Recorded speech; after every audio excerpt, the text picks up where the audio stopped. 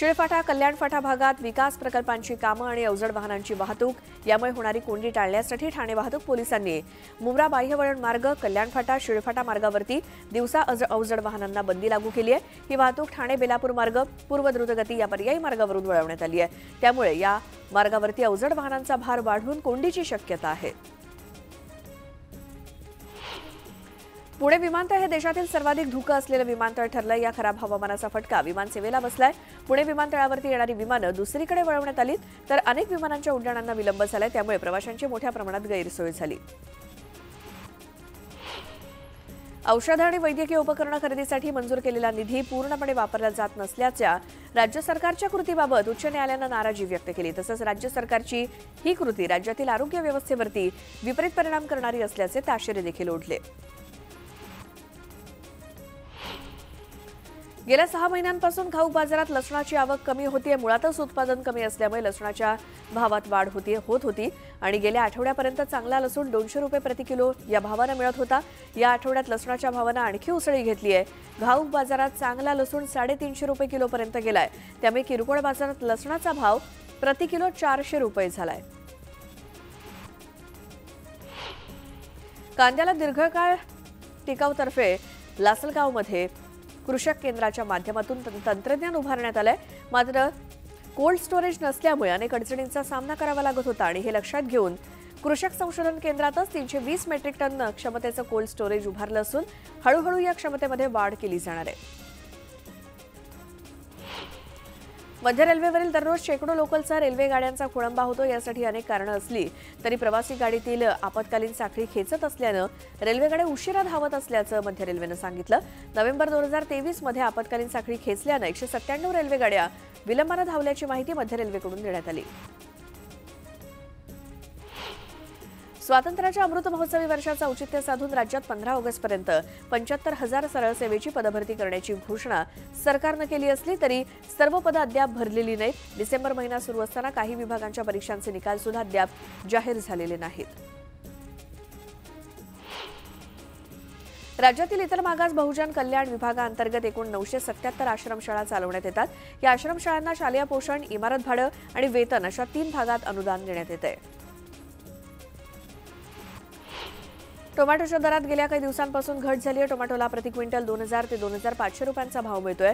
टोमॅटोची बाजारातील आवक पुढील काही दिवसांपासून कमी होत जाईल असा अंदाज बाजारातील अभ्यासकांनी व्यक्त केलाय। देशातील बाजारात ज्वारीचे भाव तेजीत आहेत। ज्वारीचे भाव सरासरी 4500 ते 5000 रुपयांवरती आहेत। ज्वारीच्या भावातली तेजी टिकून राहू शकते असा अंदाज ज्वारी बाजारातील व्यापारी आणि अभ्यासक व्यक्त करतायत। देशात आणि आंतरराष्ट्रीय बाजारात सोयाबीनच्या भावातील चढउतार सुरूच आहेत। बाजार समित्यांमध्ये सोयाबीनची भाव पातळी 4600 ते 4800 रुपयांच्या दरम्यान आहे। सोयाबीनच्या भावातली ही परिस्थिती आणखी काही दिवस दिसू शकते असा अंदाज सोयाबीन बाजारातील अभ्यासकांनी व्यक्त केला। कापसाच्या वायद्यांमध्ये सुधारणा झाली आहे। कापसाचे बाजार समित्यांमधील भाव 6600 ते 7300 रुपयांच्या दरम्यान आहेत तर रेंटच म्हणजेच भिजलेल्या कापसाचे भाव 6000 ते 6700 रुपयांच्या दरम्यान आहेत। तर कापसाच्या बाजारामध्ये पुढील आठवड्याभर क्विंटल मागे 100 रुपयांचे चढउतार येऊ शकतात असा अंदाज कापूस बाजारातील अभ्यासकांचा आहे। गव्हाच्या भावात मागील आठवड्यामध्ये क्विंटल मागे 100 रुपयांपर्यंत सुधारणा झाली होती पण बाजारातील गव्हाची आवक कमी आहे। त्यामुळे गव्हाचा भाव सरासरी 2800 ते 3300 रुपयांच्या दरम्यान आहे।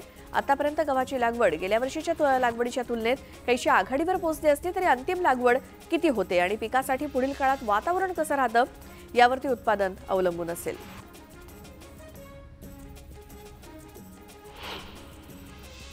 यानंतर एक मोठी बातमी येते ती पाहूयात। काँग्रेसनं काही मित्रपक्षांना भारत आघाडीच्या बैठकीसाठी 19 डिसेंबरची तारीख प्रस्तावित केली आहे। सर्व पक्षांशी बोलून आणि त्यांच्या संमतीनंतर तारीख औपचारिकपणे जाहीर केली जाईल असं सांगितलं जातंय। इंडिया आघाडीची एक औपचारिक बैठक 19 डिसेंबरला प्रस्तावित केली असल्याची माहिती कळतेय।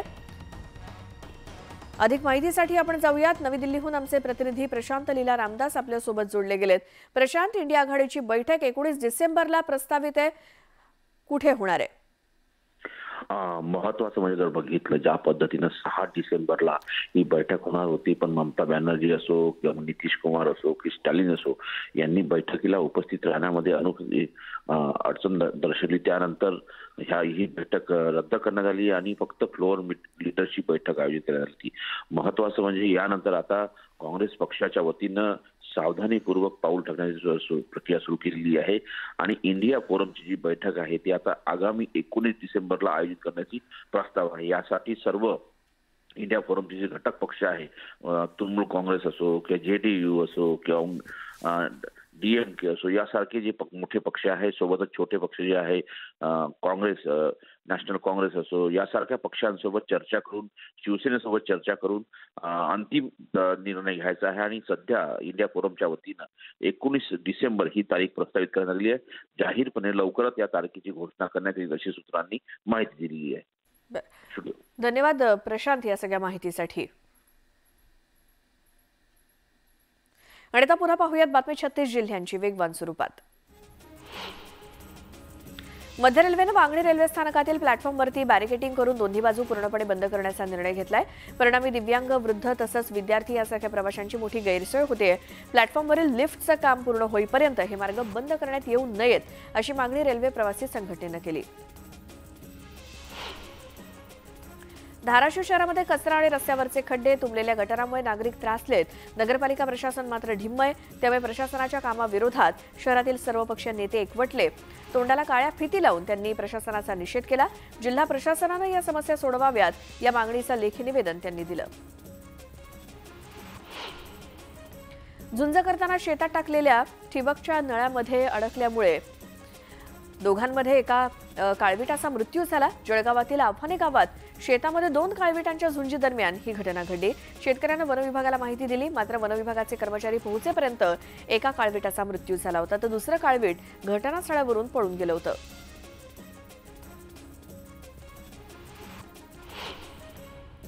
सरपंच पदाच्या दावेदारीवरून एरंडोल तालुक्यातील उतराण गावात 2 गटात वाद उफाळून आला होता. या प्रकरणी संशयित अनिल महाजन यांच्यासह इतर 5 संशयितांवरती अॅट्रॉसिटी कायद्याअंतर्गत तब्बल 40 दिवसांनंतर कासोदा पोलीस स्टेशनमध्ये गुन्हा दाखल करण्यात आला.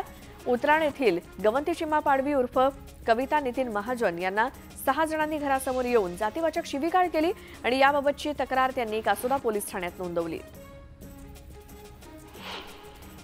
शिवसेना आमदार अपात्रता प्रकरणी नागपुरातील विधिमंडळात आज पुन्हा सुनावणी होणार आहे. शुक्रवारी झालेल्या सुनावणीत ठाकरे गटाचे वकील देवदत्त कामत यांनी शिंदे गटाचे आमदार दिलीप लांडे आणि योगेश कदम यांची उलट तपासणी घेतली.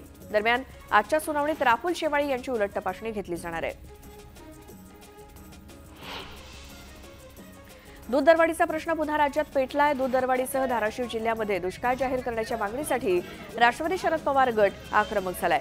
कळंब इथे रास्ता रोको आंदोलन करण्यात आलं. यावेळी रस्त्यावरती दूध फेकून सरकारचा निषेध करण्यात आला. सरकारनं या मागणीकडे लक्ष न दिल्यास आंदोलन तीव्र करण्याचा इशारा राष्ट्रवादीनं दिला. बीड जिल्ह्यामध्ये झालेल्या अवकाळी पावसामुळे जिल्ह्यातील 7 तालुक्यांमध्ये नुकसान झालं आणि नुकसानीचे पंचनामे पूर्ण करण्यात आलेत. ज्या शेतकऱ्यांचे 1 हेक्टरवरील जिरायती क्षेत्राचं नुकसान झालंय अशा शेतकऱ्यांना 8,500 रुपयांची मदत, बागायती क्षेत्रातील 1 हेक्टर क्षेत्रासाठी 17,000 रुपये तर फळ पिकासाठी 1 हेक्टरला 22,500 रुपये मिळणार आहेत. दुष्काळ परिस्थितीची पाहणी करण्यासाठी केंद्रीय पथक मराठवाड्याच्या दौऱ्यावरती येणार आहे. बीड आणि धाराशिव या जिल्ह्यामध्ये केंद्रीय पथक येत्या 13 आणि 14 डिसेंबरला पाहणी करण्यासाठी येणार आहे. धाराशिव जिल्ह्यातील तुळजापूर, वाशी, लोहारा तालुक्यात हे पथक जाणार असून दुष्काळी परिस्थितीची पाहणी केली जाईल. निधी वाटपावरून सत्ताधारी आणि विरोधकांमध्ये दुजाभाव केला जात असल्याचा आरोप काँग्रेस नेते बाळासाहेब थोरात यांनी केला. विरोधी पक्षाच्या आमदारांवरती अन्याय केला जात असल्याचा आरोप त्यांनी केला. शेतकऱ्यांची परिस्थिती वाईट असून त्याकडे सरकारचं दुर्लक्ष होत असल्याचा आरोपही थोरात यांनी केला. चंद्रपुरातील वरोरा चिमूर महामार्गाचे काम गेल्या 7 वर्षांपासून रखडले. त्यामुळे झालेल्या अपघातात आतापर्यंत 20हून अधिक जणांचे मृत्यू झाले. या संदर्भात एका कार्यक्रमात शेतकऱ्यांनी तक्रार केल्यानंतर गडकरींनी या कंत्राटदारांचं कंत्राट तत्काळ रद्द करण्याची घोषणा केली. कल्याणच्या खोडीतील ग्रामपंचायत सदस्यांना वेठबिगारी करणाऱ्यांची फसवणूक केल्याचं समोर आलं. आदिवासींसाठी असलेल्या शासकीय योजनेवरती डल्ला मारत 10 वर्षांपासून वेठबिगारीसाठीचा मोबदला दिला जाणार नसल्याचं समोर आलंय आणि या प्रकरणी पोलिसांकडून अधिक तपास सुरू आहे. अहमदनगर जिल्हा रुग्णालयातल्या अस्थि विभागातील सी आर्म मशीन गेल्या वर्षभरापासून बंद आहे, त्यामुळे गोरगरीब रुग्णांची प्रचंड गैरसोय होते। दरम्यान ही सी आर्म मशीनसाठी टेंडर मागवलंय, पण पुढे कुठलीच कारवाई न झाल्यानं प्रश्नचिन्ह उपस्थित होतंय। अहमदनगरच्या कोपर गावात आजीमाजी आमदारांनी शासकीय जमिनीवरती बेकायदा बांधकाम सुरू केलं होतं। या संदर्भात न्यूज 18 लोकमतनं बातमी दाखवताच बेकायदेशीर बांधकाम तातडीने थांबवण्याचे आदेश मुख्याधिकाऱ्यांनी दिले। दरम्यान ही या जमिनी कुणाच्या मालकीच्या याबाबत तपास सुरू आहे। छत्रपती संभाजीनगरमध्ये गुरांची तस्करी करणाऱ्यांवरती धडक कारवाई केली, मात्र 2 महिन्यानंतरही गोमांस विक्री सुरू असल्याचा एक व्हिडिओ व्हायरल झाला। कन्नड जवळच्या या अवैध कत्तलखान्याविरोधात स्थानिकांनी तक्रार दिली, त्यामुळे यावरती कारवाई कधी होणार याकडे सर्वांचं लक्ष लागलंय। धुळ्यातील हिरे शासकीय वैद्यकीय महाविद्यालयामध्ये रक्ताचा तुटवडा निर्माण झाला आणि या पार्श्वभूमीवर जिल्हाधिकाऱ्यांनी रक्तदात्यांना आवाहन केलं, त्यामुळे जिल्हा परिषद अधिकारी कर्मचाऱ्यांनी पुढाकार घेऊन रक्तदान मोहीम राबवली आणि या शिबिराला मोठा प्रतिसाद मिळाला। हिंगोलीत धनगर आरक्षणाच्या मुद्द्यावरून एका तरुणानं आमरण उपोषण सुरू केले। अशोक म्हस्के असं तरुणाचं नाव आहे। धनगर समाजाला एसटी प्रवर्गातून आरक्षण देण्याची मागणी त्यांनी केली। भंडाऱ्यात अवकाळी पावसामुळे पिकांचं मोठं नुकसान झालं। दरम्यान 20 डिसेंबरपूर्वी नुकसान भरपाईची घोषणा केली जाईल अशी माहिती पालकमंत्री विजयकुमार गावित यांनी दिली आणि त्यांनी नुकसानग्रस्त भागाची पाहणी केली। यावेळी त्यांनी भरपाईबाबत माहिती दिली। बीडमध्ये सोयाबीनचे दर गडगडले। सोयाबीनचे दर 5,300 वरून 4,930 रुपयांवरती आलेत। सोयाबीनचे दर घसरल्यामुळे शेतकऱ्यांकडून नाराजी व्यक्त करण्यात आली। कांदा निर्यात बंदीचा निर्णय म्हणजे सरकारनं शेतकऱ्यांच्या ताटात माती कालवणं असा असल्याची टीका खासदार अमोल कोल्हेंनी केली। खेडमध्ये राष्ट्रवादीच्या कार्यकर्त्यांनी आंदोलन केलं। यावेळी खासदार कोल्हेंनी सरकारवरती निशाणा साधला। निधी वाटपावरून विरोधी पक्षाच्या आमदारांमध्ये नाराजी असल्याची चर्चा, यावरती राष्ट्रवादी काँग्रेसचे प्रदेशाध्यक्ष जयंत पाटील यांनी भाष्य केलं। सत्तेतील आमदारांनाच निधी द्यायचा ही अनिष्ट प्रथा गेल्या काही वर्षात सुरू आहे। पूर्वी गरजेनुसार निधी दिला जात होता असं ते म्हणाले। आगामी लोकसभा निवडणुकीसाठी संघ ऍक्टिव्ह मोडवरती आलाय। आज आणि उद्या पदाधिकारी आणि भाजप नेत्यांमध्ये बैठक होणार आहे। उत्तनच्या रामभाऊ म्हाळगी प्रबोधिनीमध्ये बैठकीचं आयोजन करण्यात आलंय। आज प्रदेशाध्यक्ष चंद्रशेखर बावनकुळे हजर असतील, तर रविवारी उपमुख्यमंत्री देवेंद्र फडणवीस उपस्थित राहणार आहेत। सरकारची कामगिरी, लोकसभा मतदारसंघांच्या परिस्थितीचा या बैठकीमध्ये संघाच्या पदाधिकाऱ्यांकडून आढावा घेतला जाणार आहे। आजपासून दादर रेल्वे स्थानकावरील फलाटांच्या क्रमांकात बदल करण्यात आलाय। दादर रेल्वे स्थानकावरील मध्य आणि पश्चिम मार्गावरील फलाट क्रमांक समान असल्यामुळे प्रवाशांचा गोंधळ उडत होता।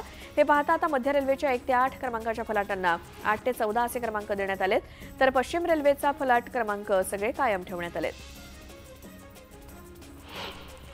मुंबई महापालिकेकडून आज स्वच्छता मोहीम राबवण्यात येणार आहे आणि या मोहिमेला मुख्यमंत्री एकनाथ शिंदे उपस्थित राहणार आहेत। मुंबईच्या 5 विभागातील 5 वॉर्डात स्वच्छता मोहीम राबवली जाणार आहे आणि मुंबईच्या पश्चिम पूर्व उपनगरांमध्ये स्वच्छता मोहीम असून यामध्ये मुंबईकरांनी मोठ्या संख्येने सामील होण्याचं आवाहन करण्यात आलं।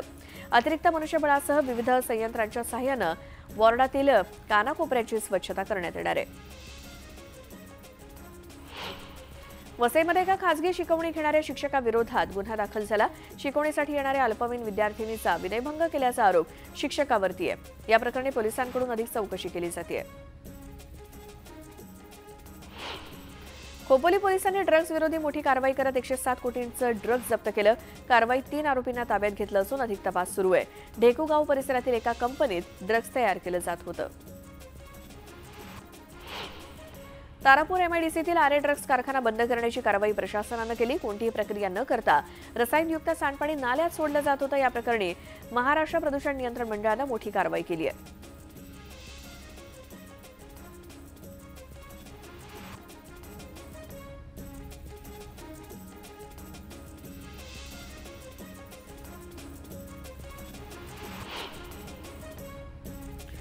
छत्रपती संभाजीनगरच्या क्रांती चौक परिसरात एका कॅफेवरती पोलिसांनी छापा टाकला। कारवाईमध्ये गैरकृत्य करणाऱ्या जोडप्यांना ताब्यात घेण्यात आलं। त्यासोबत कॅफे चालकावरती सुद्धा कारवाईचा बडगा उगारण्यात आलाय।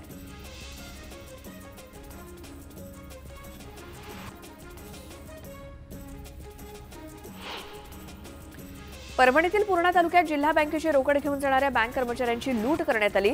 आरोपींनी कर्मचाऱ्यांच्या दुचाकीला धडक दिली, त्यानंतर कर्मचाऱ्यांजवळील 4 लाखांची रोकड लंपास केली। या प्रकरणी पोलिसांत गुन्हा दाखल झाला असून अधिक तपास सुरू आहे। यानंतर एक मोठी बातमी येते भिवंडीच्या पडघा गावामध्ये एनआयएने मोठी कारवाई केली।